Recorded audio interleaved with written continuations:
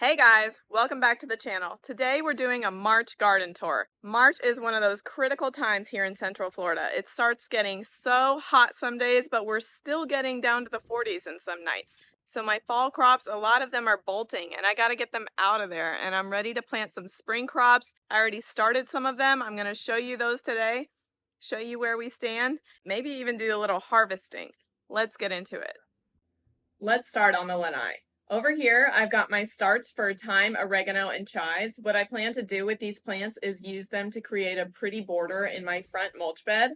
And how I've been watering them is just keeping a light layer of water on the bottom of the tray so that I'm watering from underneath and I can avoid over watering. All I do is every time I walk out to the backyard or on the lanai, I double check to make sure it's not drying out. And if it is, I add water. If it's not, I leave it alone. Over here, I've got my mint that just continues to get better and better. I'm growing more and more. I'm waiting for the whole planter to be full, and then I'll probably start harvesting and making some summer mint mojitos or something like that. So over here, we're on the edge of my long raised bed, and I've got some Brussels sprouts that I planted from seed on October 1st. Today is March 18th, and they're looking really big, but still not ready to harvest. So I'm going to keep them going. I have a couple squares of yellow and red onions nearby that help keep the cabbage worms away, and those are still not ready to harvest either, so I'm going to leave those in there. These are 4 plants of bush beans that I just recently planted. They're about 6 weeks old. Here's some spinach that I just talked about in another video. The spinach has been bolting, so I'll probably let it bolt, see if I can harvest some of the seeds and plant it again.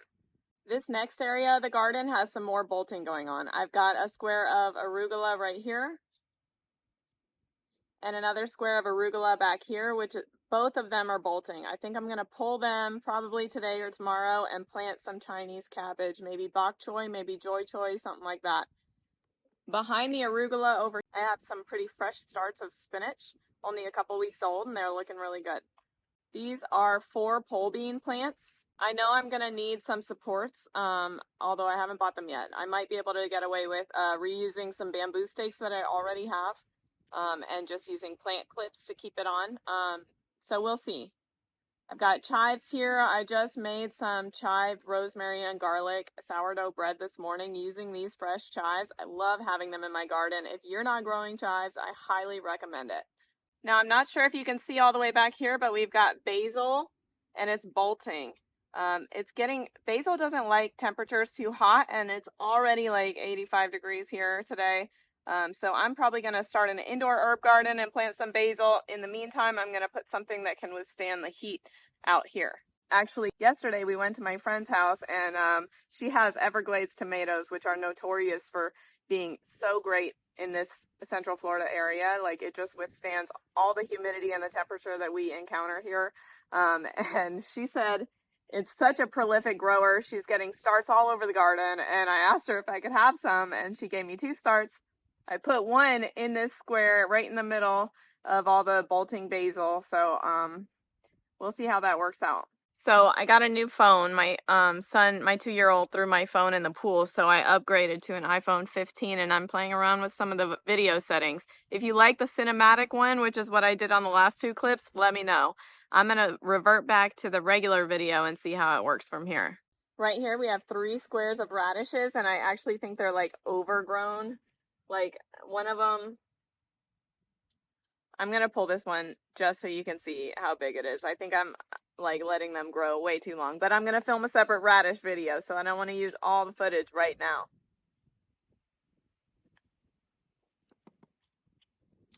That's a big radish. Back here, my San Marzano tomato plants, I've got 2 of them with basil and chives intermixed. And they're just producing consistently for months now. I've been harvesting as soon as they turn orangish or reddish. I pull them and then I let them ripen from the sun on my dining table inside. And we have been blessed with such a great amount of tomatoes from these 2 San Marzano plants. I have them almost every morning on my eggs or in a salad or both. I will say it's a sauce tomato, so it's not really maybe the best texture tomato to use in a salad. But, you know, you live, you learn. I might not plant that variety again, or I might plant it again and plant even more so that I actually have enough to make tomato sauce. I'm not getting quite enough to make tomato sauce, but I'm getting enough to eat every day. I'm going to flip the camera around for a minute. I think it'll give you a much better angle for some of the plants that are in the back of the bed. So behind these San Marzano tomato plants, I've got some starts of jalapeno. That's a jalapeno plant right there. This is lacinato kale and more cilantro. Over there, actually, I don't even remember what I planted. Over here, you can see, look at my eggplant. It is finally, I started fertilizing it. This is my eggplant. I started fertilizing it recently, and it's just gotten so much bigger and better. It looks like I'm getting some flowering, maybe some eggplant, maybe an eggplant will come soon. We'll see. Here's more basil that's bolting.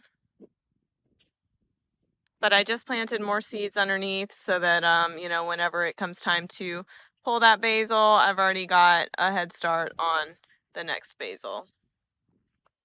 Here's some borage. Borage is great for attracting pollinators. Every time I walk over here, just about it's covered with bees.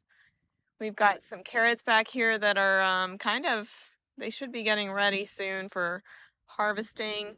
Back there's my shishito pepper. If you guys haven't tried shishito peppers, they're so good if you just saute them in a little like avocado oil with garlic and salt. So good. You can see it right there. See another one right here.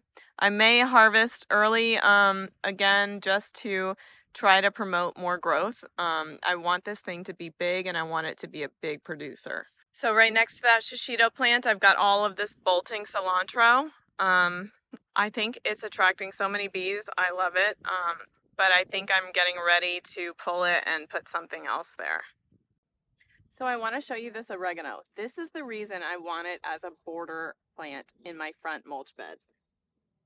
It's so full and it's just like so pretty. And have you ever like cooked eggs with fresh oregano on top? It is so good.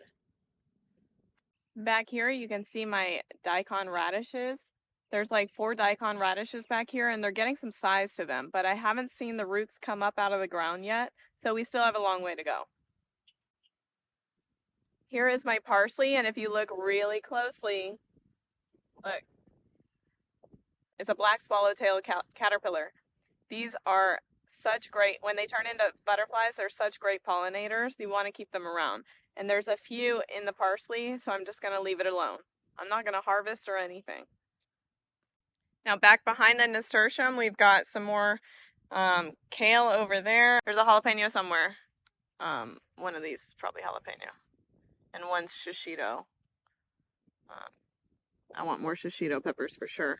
There's 2 cucumber plants back there. I am pushing the limits on spacing, but if you look, I've got all this vertical space, this cattle panel that I put up. So I really plan to just grow it up the trellis and wind it if needed. So I'm not really worried about it. If it becomes too crowded, I can always just yank it. I interplanted some endive, dill, and marigolds in there too. Over here, I've got 2 plants of kohlrabi going. This is dill that's flowering. It's gotten so big, but I think it's really cool to look at, so I'm going to leave it alone. Back there, we've got cabbage, and this is celery, and it looks like the black swallowtail caterpillar is really liking the celery, too. All right, now we're at the back end of the raised bed, and I must admit, this is probably one of the most frustrating areas for me. It just seems like this yellow squash, this zucchini I've been trying to grow forever is just like getting over, look at all this powdery mildew on the leaf. It just keeps getting worse and worse. I keep pruning. So I think I'm probably going to pull that plant soon because I've got cucumber plants growing in this square right next to it. And I don't want to give the cucumbers the powdery mildew right off the bat. It's probably already too late, but I'm going to probably get rid of that plant and focus on the cucumbers and the marigolds that I've got planted right there. Over here, I have kale. So you can see there's holes in the kale right here. And so I'm starting to get some pest pressure. And I really don't want pests all over my leafy greens that I plan to eat. So I'm probably going to try the dish soap and water mixture again and apply it on here and see how it does. It worked really well on spider mites over there.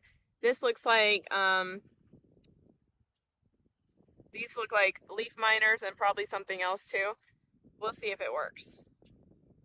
Over here next to the kale, I've got watermelon started, marigolds. Man, I can't remember what else I planted. Maybe horehound, maybe sage. My strawberries are still doing okay. We're getting some red ones that are ready to harvest, but I had to prune back some of the leaves that were showing obvious signs of a fungus or a bacterial infection. So we'll see what the plant does after that. Down there is a bunch of garlic, and I'm excited about that one. I should be able to harvest it in June, and one of my subscribers commented on a recent video that even though it appears as though there's no more green stem for some of my cloves that I planted, she said that the same thing happened to her last year, and when she went digging for the garlic at the end of the season, it still had a big garlic bulb. So all is maybe not lost. We'll see in June how that turns out. More strawberries up here. Every morning these wall troughs are full of birds. I need to figure out how to keep the birds away because look, something's eating it. I think it's the birds. More strawberries. You can see I've got one watering spike that doesn't have a wine bottle. I guess I need to drink some more wine. Now we're on the other side of my backyard. I've got this 3.5 by 6.5 foot raised bed. I'm going to walk you through where the plants are in here. I'm going to walk you through what plants I've got growing in here. So starting over here, I've got some more flowering dill. I've got oregano. This is an even better view of how pretty this herb is. Might be my favorite next to rosemary. This rosemary was so big, but yesterday I came in and I cut a whole bunch off because I was making that same bread I was just talking about, the rosemary, chive, and garlic sourdough bread. So good. Had some for lunch today. Fresh rosemary, nothing beats it. Nothing beats it. Here's some cilantro back here again. This whole bed is organized with herbs and flowers around the border and then some bigger vegetables in the middle. Right here I've got some bok choy. I had a lot more, but my in-laws were visiting recently, so I harvested a bunch of it and we ate it for dinner. They loved it. So did I. Over there we've got some shallots. I'm actually not sure when they're going to be ready, but it doesn't seem like it's going to take that much longer. Let's move over here. Got parsley again. This is mustard greens. I'm a little disappointed in all the holes, but I have not been spraying any pesticides or anything, so I'm trying to find different ways to, I don't really like the idea of spraying all the time, so I'm trying to figure out how much pest damage I can live with, and maybe if dish soap and water is the answer, I'll keep doing that. Kohlrabi is getting close, but man, some of these plants, they really do take time to reach maturity. That's the biggest one I've got, but it's still not ready to harvest. And then this one is another good one. That one's the youngest looking one. Or no, this one is, sorry. We've got shallots. Got more daikon radishes over there. It looks like it's bolting, actually. I wonder if that's because of the temperatures. That's weird. It was really young and it bolted. I'll have to read about why. Over here, I've got another planter outside the raised bed that just has rosemary and nasturtium. But what I want to point out is this beautiful trailing nasturtium. You can see it's just climbing through the yard, and it actually looks kind of like so the leaves of nasturtium look pretty similar to dollarweed. So I feel like no one can tell that I haven't weeded in a while, right? Next, I want to show you this raised bed. I have 4 of them exactly the same. 1, 2, 3, 4. And the plants are, they each have about 9 spinach plants right here. They've got joy choy, collard greens. 3 cilantros at least, a Thai basil, and an Italian Genovese basil. Right here I have 3 containers of Dutch baby yellow potatoes.